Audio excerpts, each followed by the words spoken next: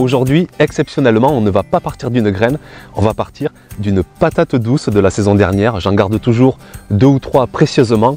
Regardez celle-ci, elle commence déjà à faire des petits germes et c'est ça qui va nous intéresser. Si vous n'avez pas de patate douce, vous pouvez toujours vous dépanner dans le commerce, dans un bon magasin bio et assurez-vous qu'elle n'ait pas reçu de traitement anti-germinatif. Début février, assez tôt dans la saison, je vais commencer à essayer de faire germer mes patates douces. Alors pour cela, j'utilise 2 techniques. Soit je les mets en immersion, la partie pointue immergée dans l'eau et le reste en suspension grâce à des cure-dents. Soit je les mets directement enterrés dans un terreau bien humide, mais seulement à moitié enterré. Vous pouvez par exemple couper votre patate douce en 2, mettre la partie chair enterrée et laisser la partie peau apparente. Vous pouvez aussi la couper en morceaux et mettre pareil les morceaux enterrés avec toujours la partie peau apparente. Faites attention à ne pas laisser trop de chair à l'air libre, sinon vous risquez de générer de la pourriture. Ce n'est pas forcément évident d'arriver à les faire germer parce qu'il faut plusieurs conditions réunies.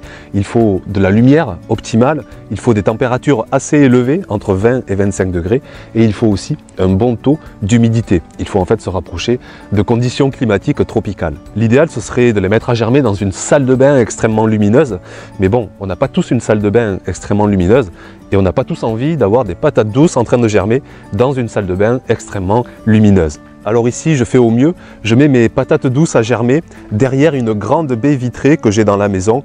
J'utilise simplement des étagères. Et puis à partir de la mi-mars environ, je bascule mes patates douces dans la serre extérieure. Il commence à y faire assez doux, assez bon en journée. On arrive souvent à dépasser les 20 degrés quand le soleil rentre dans la serre. Et la nuit, je fais déclencher un chauffage électrique si jamais il y a des risques de gel.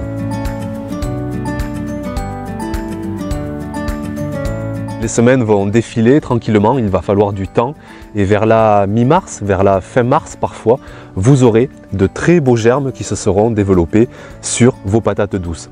Parfois ça ne marchera pas parce qu'il aura manqué de chaleur, parce qu'il aura manqué peut-être d'humidité ou parce qu'il aura manqué de lumière. Dans ce cas-là, vous pourrez attendre début mai, mi-mai et acheter vos plants directement dans une jardinerie ou chez un producteur de plants horticoles. Il va maintenant être temps de prélever ces germes de patates douces. Alors c'est une opération très délicate. Moi je sais que je le fais toujours dans un moment de calme, de zénitude, de transmettre la meilleure énergie possible à ces petites tiges toutes fragiles encore. J'utilise un cutter pour découper la tige en plusieurs morceaux et chaque fois je prends soin de laisser une feuille parce que le départ des futurs plants va se faire à l'intersection entre la tige et la feuille.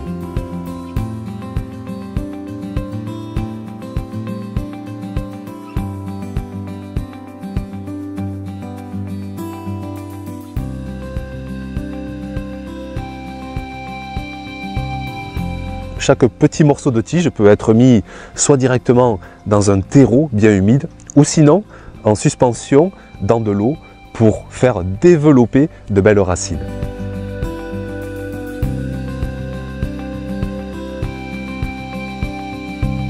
Et 15 jours à 3 semaines plus tard, vers début avril, mi-avril, on va pouvoir maintenant mettre nos boutures en godets individuels et laisser nos plants de patates douces bien se développer.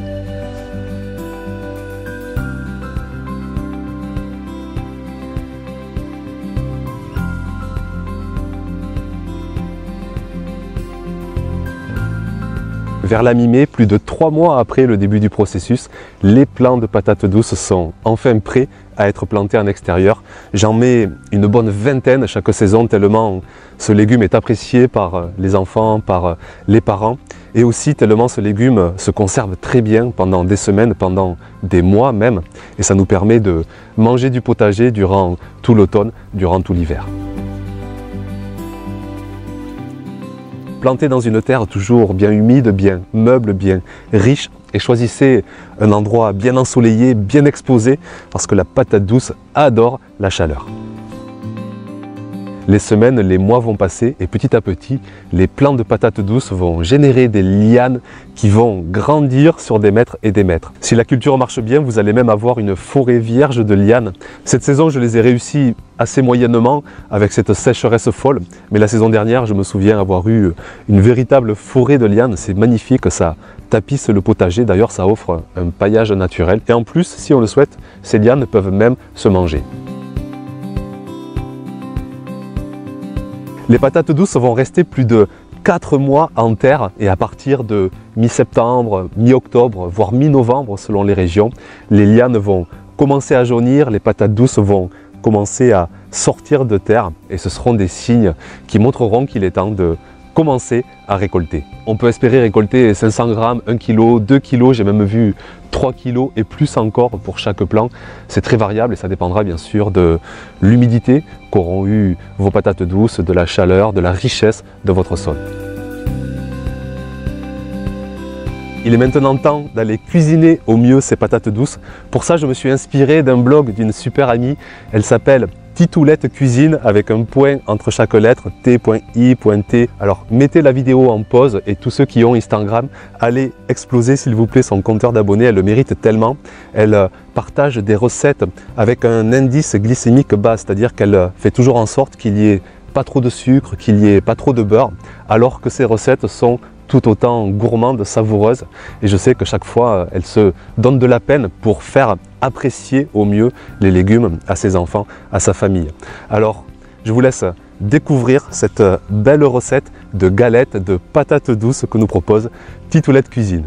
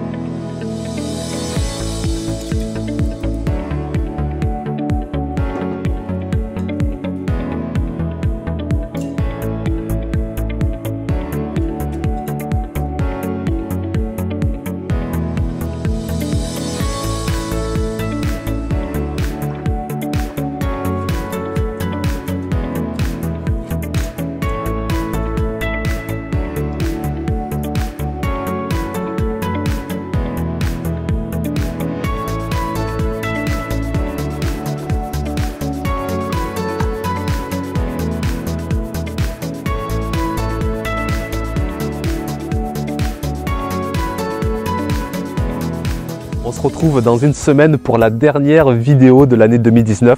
Ce sera l'occasion de partager avec vous le calendrier des semis de la saison 2020 avec plein de surprises.